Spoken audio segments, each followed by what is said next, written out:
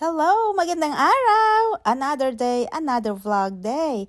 Ayan, ngayong araw na to ay mamamalengke kami. Bibili lang naman kami ng sabon. Medyo pala makulimlim ang panahon, pero masarap pa rin lumabas ng bahay. Ayan, ang dami yung makikita. Yan ay mga binibenta. May pako. Ayan, dito naman tayo may mga bulaklak, di ba? Tapos, dito sa bandang gilid, may binibentang mga kamatis. Yan, pag binili nyo yung kamatis na yan, may mga kasama ng bunga. Hindi na kayo maghihintay ng matagal. Pwede na agad anihin, di ba? Ang saya. Ito pala yung maliliit na kamatis, yung cherry tomatoes. Ayan, nako, gusto ko na rin bumili ng kamatis. Pero saka na kasi lumalamig-lamig pa. Pasok na tayo sa loob. Uy, pagbungad namin, nakakatuwa, napakaraming bulaklak. Yan pala ay binibenta nila para sa Mother's Day. Siyempre, ang mga nanay. Para hindi kayo mabunga, bili kayo ng bulaklak. Uy, joke lang yon. Ito bungad pa lang, ayan, naglalakihang mga TV. Yan, bili na po.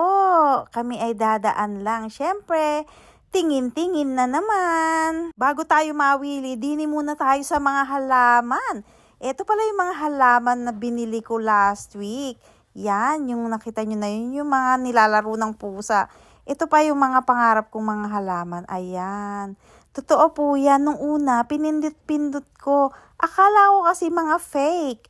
Hindi pala, totoo pala yung mga dahon yan. Hoy, kung saan ka na naman napupunta.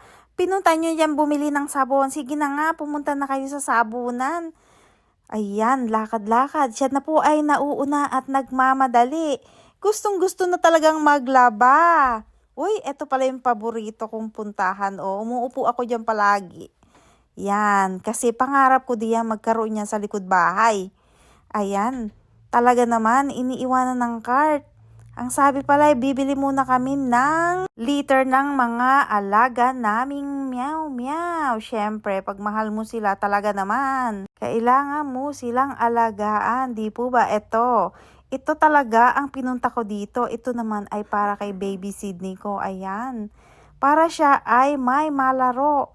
Kasi naiinip sa loob ng bahay. Gusto'y laging kasama ang mga pusa. Tapos sila talaga ay naglalaro na rin. Kaya gumugulo lalo ang bahay. Pero pag may kanya-kanya silang laruan, yun, enjoy.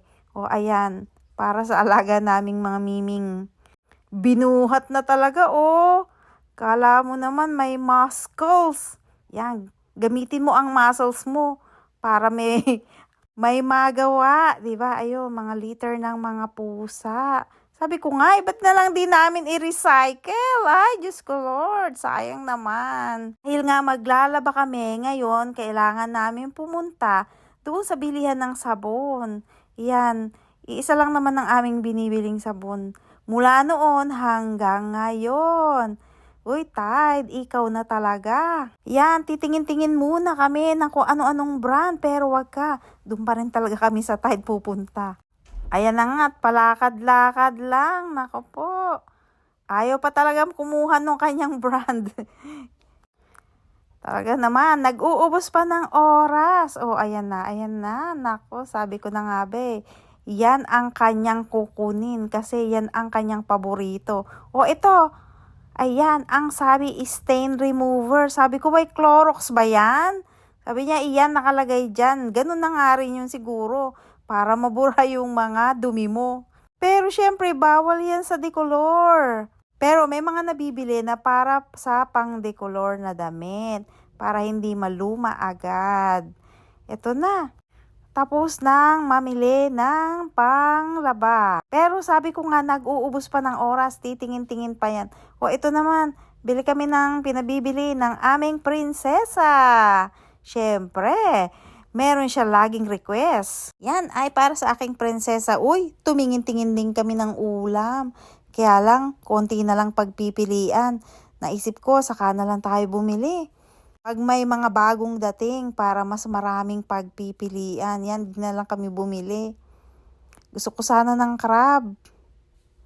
Yan, sabi ko sa kanya, dahil ikaw ang nagtulak ng pushcart or ikaw ang nagdala ng pushcart, ikaw ang magbabayad ngayon. Siya na rin ang mag-i-scan. Dahil dito sa store na to, ikaw ang bibili, ikaw na rin mag-i-scan at magbabayad. Tapos, i-check ka dun sa counter. Dun sa palabas ka na kung ikaw ay nagbayad ba o baka mamaya meron ka palang hindi in-scan o maging honest sa ating mga gawain. Nang sa gayon tayo ay laging pagpalain. Kung napansin niyo po, ang mga binili lang namin ay yung talagang aming mga kailangan. Kasi nga, yun lang ang kaya ng budget natin. Ayan, naku, nahihirapan na sa Dudong na mag-scan. Pero yan, tinatry pa rin niya, di ba?